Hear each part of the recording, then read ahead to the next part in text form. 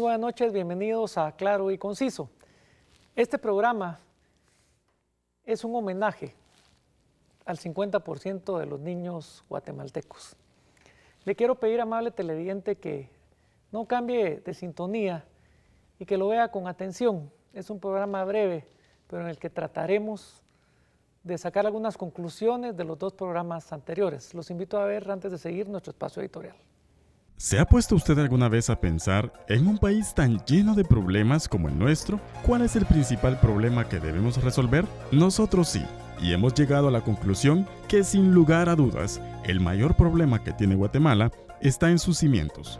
Cuando hablamos de cimientos, queremos dar a entender las bases que sustentan a la nación. Si habláramos de una construcción cualquiera, un edificio, un puente o una casa, la base de su fortaleza estará principalmente en su cimentación, buenos cimientos, igual a construcción sólida y segura. Cimientos endebles, igual a construcción débil y riesgosa.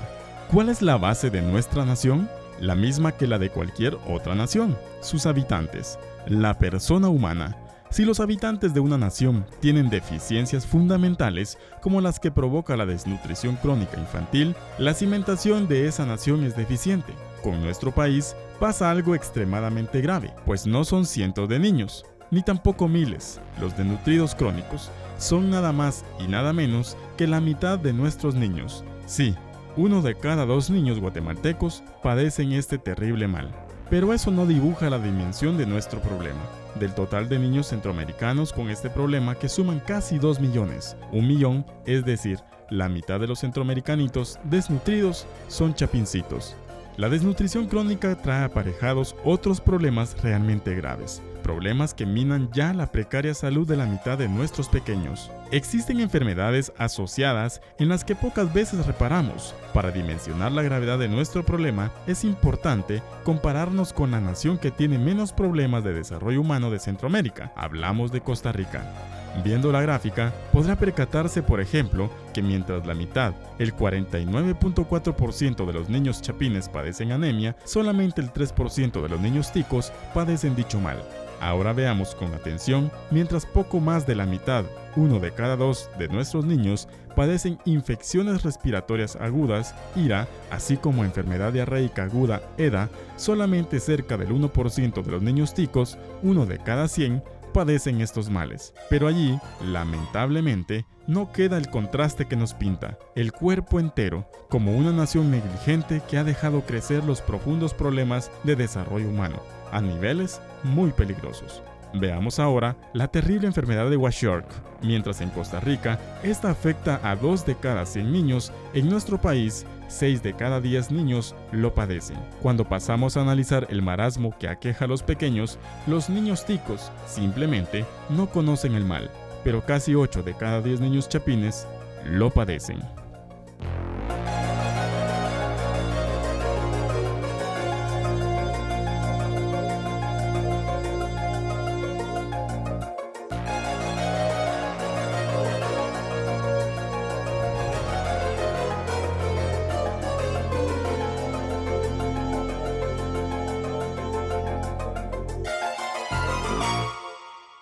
Bien, estamos de vuelta. Gracias por continuar con Claro y Conciso.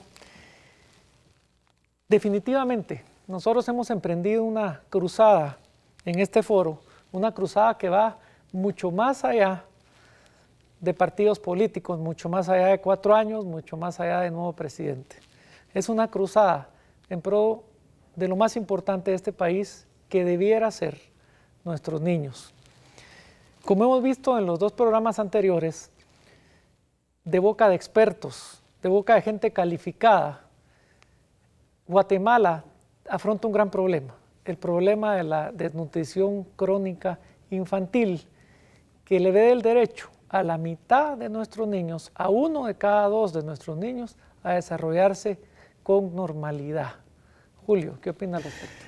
César, conciudadanos, ahora que abrió César la cajita esta de Pandora tan terrible de haber conocido, no porque no lo conociéramos, sino porque está siempre dormido y tiene usted razón, no es un problema de 4 años, no es un problema de campaña política, es un problema de los niños de Guatemala, que es la mitad, y ocupamos el primer lugar en América Latina, están desnutridos. Y lo más grave es que nos acaban de informar, como vieron ustedes en un programa anterior, las Naciones Unidas, que Guatemala sí tiene comida. Por consiguiente, el problema es gravísimo. 50% de los niños desnutridos, hijos de madres desnutridas, y sí hay comida. ¿Por qué no llega esa comida? Será por dos razones. Es responsabilidad de todos y principalmente del gobierno de Guatemala. Continuemos en el párrafo y vamos a ir extendiendo el tema. El tema es sin duda de particular importancia. Y yo, Julio, me ponía a pensar que hasta cierto punto nos convino que los candidatos a la presidencia rehusaran una y otra vez venir a este foro a platicar de este y otros temas importantes. Les quiero contar, amables televidentes, que les giramos invitaciones desde el 10 de septiembre a ambos candidatos para que estuvieran acá, uno a la vez y después en un debate serio como el público pensante se lo merece. La respuesta ha sido ignorar las invitaciones, lo cual lamentamos mucho, pero nos da ocasión de abordar temas con la sensatez que quizá ellos no quieren abordarlos. El tema de la desnutrición crónica infantil es importante y se manifiesta con dos síndromes. Yo quisiera compartir esto con los televidentes. El primero es un síndrome de un nombre rarísimo que le vamos a denominar Kwashiorkor, por llamarlo de alguna forma, porque no lo sabemos pronunciar. Su nombre viene de un lenguaje africano, de una lengua africana, y quiere decir textualmente el que se desplaza, eso quiere decir. El científico que llamó así a esta enfermedad describió muy bien lo que es un niño desnutrido. Un niño desnutrido crónico constituye, lamentablemente, y aunque suene crudo, pero a mí me gusta llamar las cosas por su nombre, una subespecie. Una subespecie que no tiene ni las calidades físicas para desarrollarse óptimamente, ni el cerebro adecuadamente desarrollado para poder aprender y ser intelectualmente normal. Eso es lo que en términos generales provoca esta enfermedad. Entonces, ante esta magnitud, vamos a transformar esto en el problema número uno del país. Estamos hablando de educación y de salud, perfecto, pero este es el problema número uno, porque ¿cómo vamos a educar a un niño que no tiene la capacidad mental y física para poder educarse? Entonces se convierte en el problema número uno. Y si viene de una madre desnutrida, más número uno. Yo quiero entonces aprovechar que el que gane la presidencia, el primer programa que tiene que hacer es ver cómo llegamos a esta niños y a los que vienen. Vienen 500,000 de niños, César, en los próximos 4 años. Y si hay 500,000 ahora, estamos hablando de 1,000,000 de niños desnutridos. Y esto es ser cómo vamos a llegar a ellos. Vamos a enfocarlo. Gracias a Dios que tuvimos la oportunidad de poder ver esto, porque si a mí, a mi edad, me ha impresionado de esta manera, no es porque ya no lo voy a ver yo, no, es porque ya existe. De hecho existe, vivimos con el problema, pero lo ignoramos. Exacto. Vamos a ir a un corte, en el próximo segmento vamos a seguir hablando de esta sintomatología que a veces confundimos con cosas positivas. Porque a ese niño desnutrido, y si no se le da educación, ¿en qué cuadro estamos entonces viviendo nosotros? En medio de su ignorancia, lo que está haciendo es festejar la crueldad, festejar la limitación.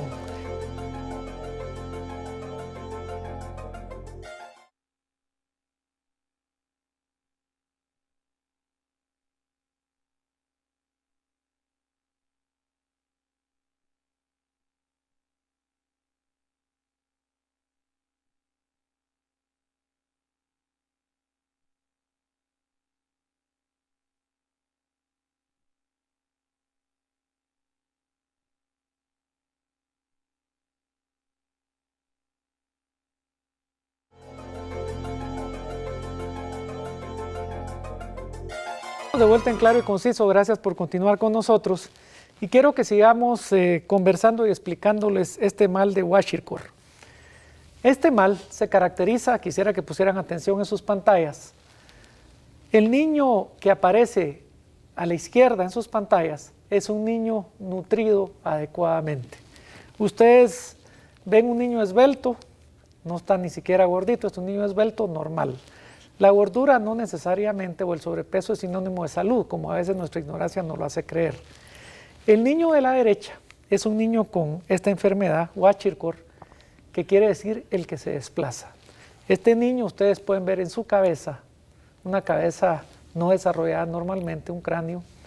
Ustedes pueden ver sus extremidades flacas y pueden ver una prominente barriga, un prominente abdomen que está lleno de agua.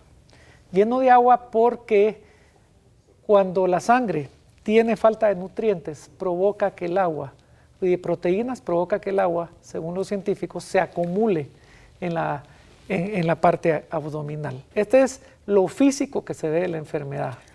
Vamos entonces al segundo paso. ¿Qué pasa? Este problema existe desde hace mucho tiempo. Hay pocas personas que se preocupan por él y han dado los gritos de alarma, pero lo ignoramos. ¿Por qué? Lo ignoramos en dos razones. La clase media y la clase media C. Gracias a Dios, en este país todavía podemos tener los 3 tiempos de comida. Entonces yo les explicaba a mis nietos el otro día que qué bonito es hablar de comida a mediodía cuando uno ya desayunó. Pero cuando uno no ha desayunado, el concepto de la comida es diferente. Ese es el problema que está pasando. La sociedad, en su avance y en su explosión demográfica, que es para mí una de las causas más grandes que tenemos y que le vamos a encontrar solución en alguna forma como política de Estado. No puede ser posible que las cifras que salieron la semana pasada, que en lugar de promedio de 2 hijos, que es lo que debía haber en Guatemala, en la capital hay 4 y en el interior de la República hay de 7 a 8 personas. Imaginémonos, por favor, queridos televidentes, cómo será tener 8 niños desnutridos y sin poder tener para darles de comer. En África, Julio, a estos niños efectivamente los consideran seres que se desplazan, como dice el nombre de la enfermedad. Y es así porque la trascendencia de esta enfermedad, los efectos no se quedan únicamente en la parte física, en la parte visual. Lo que no se ve es lo más terrible. Estos niños tienen un subdesarrollo cerebral terrible y de no dárseles nutrientes en forma oportuna, pueden llegar a ser desde limitados mentales hasta retardados mentales. De manera pues que la enfermedad es cruel y este nombre tan raro que ni siquiera conocemos la mayoría de los guatemaltecos, esta enfermedad tan perversa convive desgraciadamente casi con la mitad de nuestros pequeños. El no querer ver el problema y hacernos un poquito los babosos, como se dice corrientemente, es más grave, porque a ese niño desnutrido, y si no se le da educación, ¿en qué cuadro estamos entonces viviendo nosotros? ¿Qué es el futuro para los nietos cuando exista un porcentaje de la sociedad de personas que no han tenido ni la dieta básica ni la educación necesaria? ¿Cuál es el panorama, conciudadanos?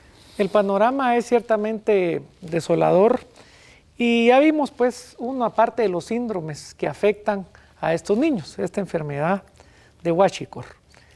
Pero yo quiero tocar otro síndrome, en lo que queda para ir a corte, por lo menos empezarlo a tocar, que es el marasmo. Ese es otro efecto que se ve en los niños desnutridos. Marasmo, como usted sabe, apreciado televidente, es sinónimo de desánimo, de pasividad, de quietud. Muchas madres en nuestro país, sobre todo madres que han sido desnutridas o que tienen hijos desnutridos crónicos, celebran la pasividad de sus niños, celebran la quietud de sus niños, celebran que sus niños no son tan traviesos, tan hiperactivos, tan bulliciosos como otros pequeños de sus vecinas y amigas. Pero esa celebración, en medio de su ignorancia, lo que está haciendo es festejar la crueldad, festejar la limitación, porque no es normal que un niño pequeño sea quieto ni inactivo. Lo normal es exactamente lo contrario. Pero, según los expertos, los niños se vuelven quietos e inactivos por una sencilla razón. No tienen los nutrientes necesarios y entonces el organismo, Julio, se adapta a la inactividad. Eso es lo más cruel. Los niños dejan de sentir hambre. Fíjese qué caso con el delegado de las Naciones Unidas cuando nos dio la lección de que Guatemala no es África, y nos lo dijo claramente. Guatemala, dice, sí tiene comida, Guatemala es rico en comida. Por dos razones puede no llegar la comida a esta gente. Uno, y esto lo tenemos que pensar, poder adquisitivo. Puede que no les alcance para comprar la comida. Dos, el Estado y nosotros, la sociedad, somos responsables de que no se llegue a esos niveles. Entonces, fíjese pues, yo creo, César, que vamos a encontrar aquí dos problemas muy grandes. Uno, no solo el crecimiento, la tasa de crecimiento de esta clase de muchachos sin dieta y sin educación, sino vamos a encontrar otro problema más grande. La convulsión social que se puede generar en los años por venir cuando esta gente desesperada y ya no pueda entrar a los Estados Unidos, ni pueda ser migrante y no pueda, y que el gobierno que esté en ese momento tenga que afrontar lo que yo creo que deberíamos declarar de emergencia nacional en el nuevo gobierno, porque lo otro va a ser tragedia nacional. Bueno, es que tenemos que declararlo de emergencia nacional porque seguir soslayando, seguir ignorando, seguir haciéndonos los locos con este problema, significa ser cómplices de asesinatos y de generación de una subespecie. Vamos al corte y regresamos enseguida. Porque si hay comida y no puede llegar, el gobierno está en la obligación de hacer llegar la comida. Que debemos de erradicar este primer lugar en desnutrición crónica infantil si queremos trascender.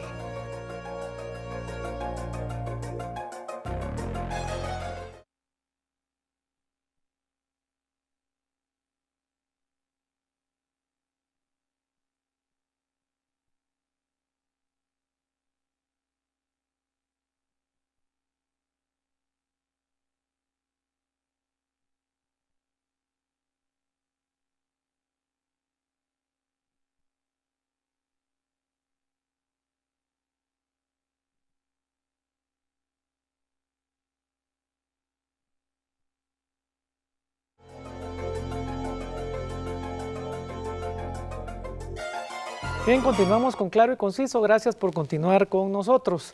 Este es nuestro último bloque del programa.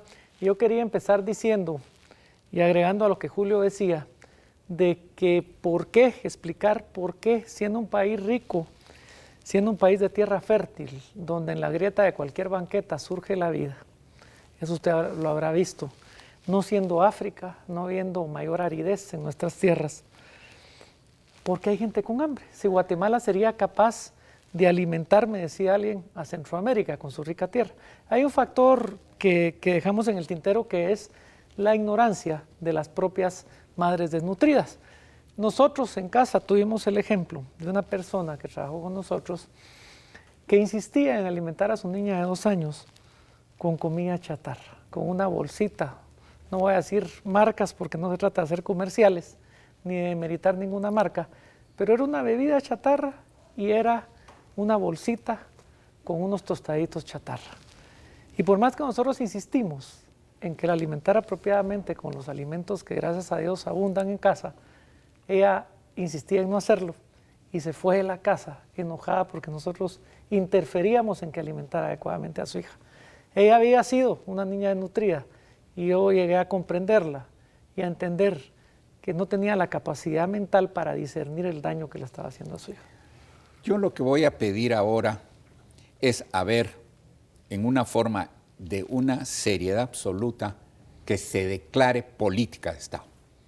Porque si hay comida y no puede llegar, el gobierno está en la obligación de hacer llegar la comida o las dietas balanceadas que necesitan estas personas a sus lugares donde debe de llegar.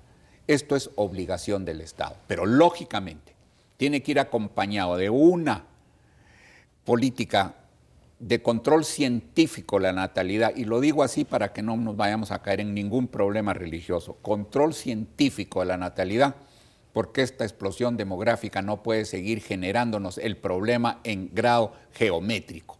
¿De qué sirve que comencemos una campaña de alimentación masiva para los niños si al mismo tiempo va a haber una explosión de crecimiento que va a ser superior a lo que estamos alimentando? Entonces nunca se va a salir de este sinfín. César, este es como yo quiero dejar concluido para que por lo menos los que tengan la amabilidad de vernos, ya que por escrito, aunque esté muy bien escrito, hay mucha gente que no sabe leer y escribir y tal vez por este medio sí nos pueden ver y oír. Yo creo que algo que es bien importante también subrayar es que no podemos ejercer nosotros un optimismo irresponsable. Y les voy a explicar qué trato de decir con eso. Yo he visto mucha gente en la televisión y en las columnas, cuando escriben, manifestándose positivamente de nuestro país, celebrando la gran nación que somos y asegurando que vamos por buen camino y que vamos a salir de ser un país tercermundista a un país emergente. Personas que aseguran que vamos a terminar de emerger, personas que aseguran, con buena fe sin duda, y creyendo que el optimismo verbal es el que cambia las cosas, que aseguran que Guatemala se va a poder insertar exitosamente en la globalización, que Guatemala está aumentando su competitividad, pero eso es falso.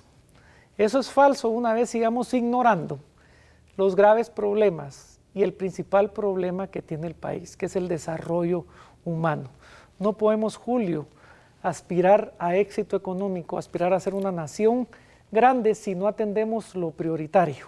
Pero hay algo aquí que sí me deja un grado de pensamiento, César. La doctora que vino, no sé si fue ella o el de las Naciones Unidas, alguien lo dijo, Chile lo logró, a base de la dictadura, que políticamente puede ser despreciable, pero Chile logró salir de un porcentaje tan elevado a estar en un porcentaje mínimo después de 20 años de dictadura. Bueno, Chile lo logró no a base de la dictadura, aunque sí Augusto Pinochet fue el iniciador del modelo liberal de ese país, pero Chile lo logra a través de mantener una visión, valga la redundancia, a través del tiempo.